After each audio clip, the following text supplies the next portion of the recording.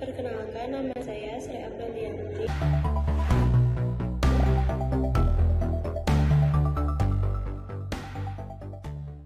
Assalamualaikum warahmatullahi wabarakatuh. Hai semuanya, berjumpa lagi dalam video pembelajaran geografi.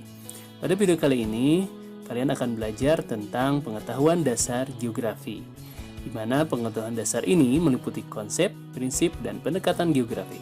Pada video kali ini yang akan kita pelajari adalah konsep terlebih dahulu, yaitu konsep geografi.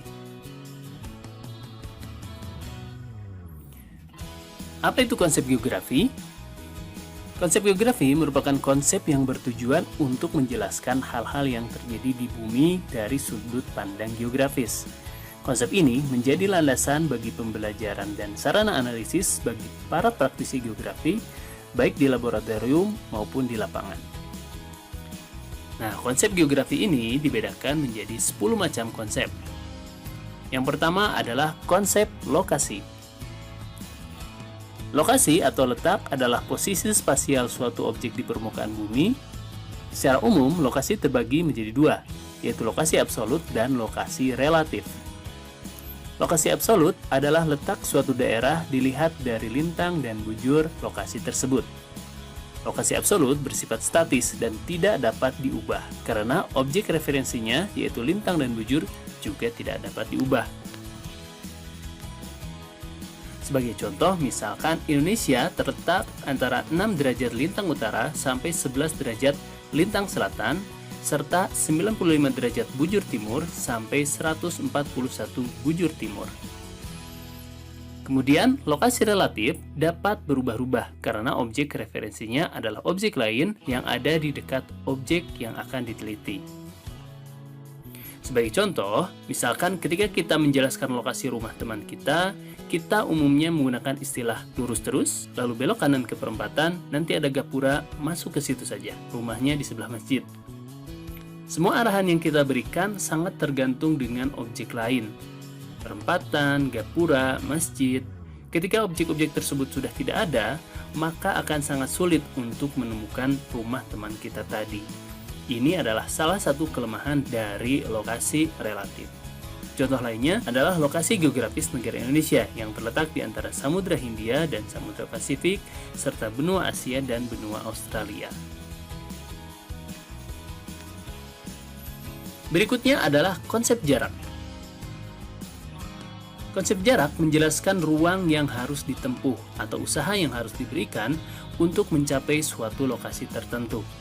Sama seperti lokasi, secara umum terdapat dua jenis jarak, yaitu jarak absolut dan jarak relatif. Jarak absolut adalah jarak antara lokasi yang dinotasikan dalam satuan panjang seperti meter, kilometer, atau mil. Konsep jarak absolut bersifat tetap dan tidak dapat diubah. Sebagai contoh dari penerapan jarak absolut adalah ketika kita ingin menyatakan jarak antar kota. Misalkan jarak antara Jakarta dan Bandung sekitar 300 km.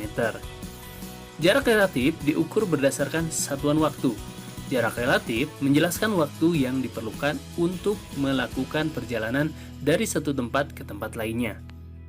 Contoh dari penerapan jarak relatif ini adalah Jakarta ke Surabaya membutuhkan waktu 15 jam jika menggunakan kereta, namun hanya 3 jam jika menggunakan pesawat.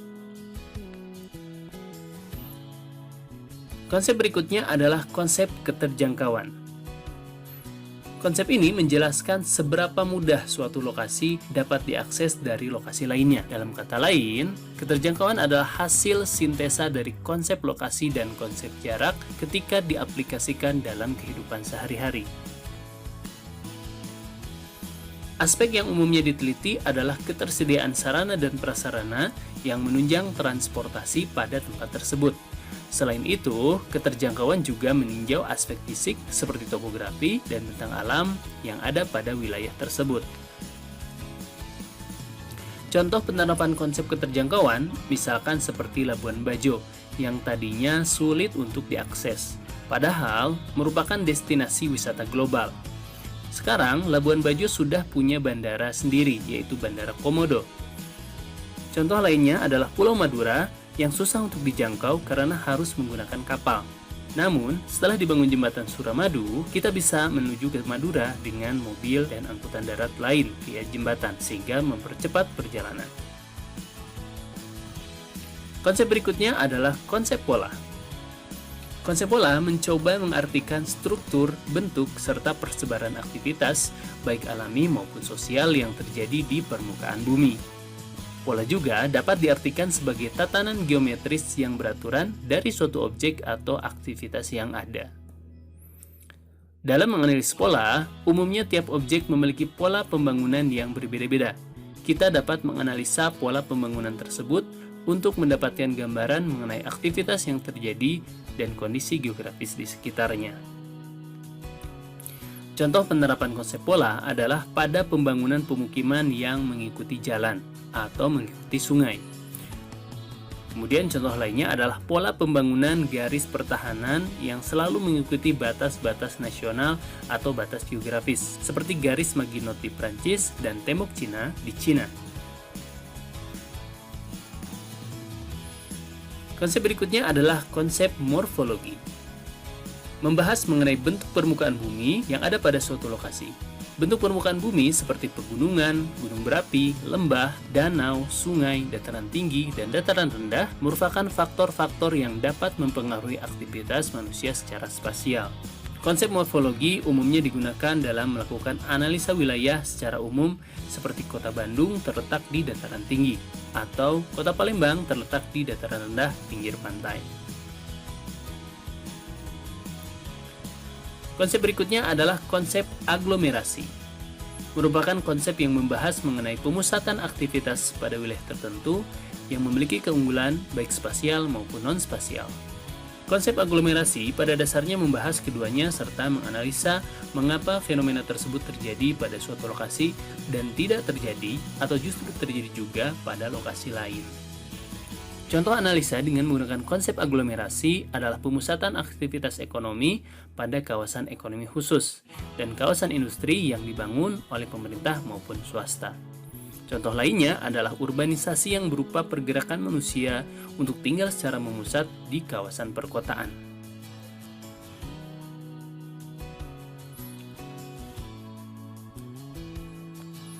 Konsep berikutnya adalah konsep nilai kegunaan.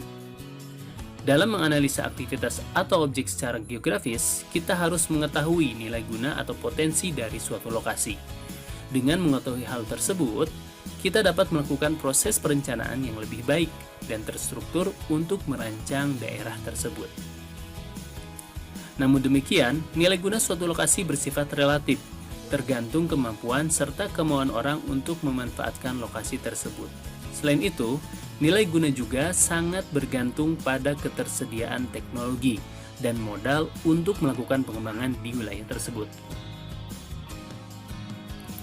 Contoh pengaplikasian nilai kegunaan adalah daerah pantai yang lebih cocok sebagai tempat rekreasi dan perdagangan dibandingkan dengan tempat bertani, atau daerah dataran tinggi yang lebih cocok digunakan sebagai tempat berkebun dan berladang dibandingkan dengan budidaya ikan tangkap. Konsep berikutnya adalah konsep interaksi dan interdependensi. Konsep interaksi dan interdependensi menyoroti bagaimana suatu wilayah atau aktivitas berinteraksi dan saling bergantung dengan wilayah atau aktivitas lainnya.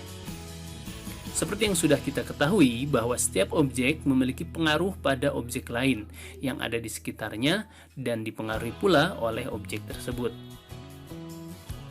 Contoh interaksi dan interdependensi adalah pedesaan dengan area perkotaan. Pedesaan menghasilkan bahan makanan yang akan didistribusikan ke perkotaan, sedangkan perkotaan menghasilkan barang manufaktur yang dijual ke desa-desa. Konsep diferensiasi areal. Konsep diferensiasi areal ini bertujuan untuk menunjukkan dan menjelaskan mengapa terdapat perbedaan fenomena baik fisik maupun sosial antar wilayah. Diferensiasi area membandingkan wilayah tersebut untuk menemukan apa yang sebenarnya menjadi pembeda. Contoh diferensiasi areal adalah pada aspek mata pencaharian. Masyarakat yang tinggal di daerah pesisir umumnya memiliki mata pencaharian sebagai nelayan, atau kru kapal. Sedangkan masyarakat dataran tinggi umumnya berprofesi sebagai petani. Konsep berikutnya adalah konsep keterkaitan ruang. Konsep ini menjelaskan bahwa sesuatu yang terjadi di wilayah tertentu bisa saja disebabkan oleh aktivitas di wilayah lain. Mirip dengan interaksi dan interdependensi, namun keterkaitan ruang umumnya bersifat sebab akibat, bukan saling berpengaruh. Contoh konsep keterkaitan ruang adalah ketika kita menjelaskan mengenai faktor yang menyebabkan terjadinya banjir, di mana banjir biasanya terjadi karena di daerah hulu sungai terjadi penebangan liar, sehingga di bagian hilir sungai terjadi pengendapan atau sedimentasi yang menyebabkan daya tampung sungai menjadi sedikit, sehingga air meluap dan terjadilah banjir. Oke, cukup sekian dulu untuk video pembelajaran kali ini. Sampai jumpa lagi di video pembelajaran berikutnya. Akhir kata, wassalamualaikum warahmatullahi wabarakatuh.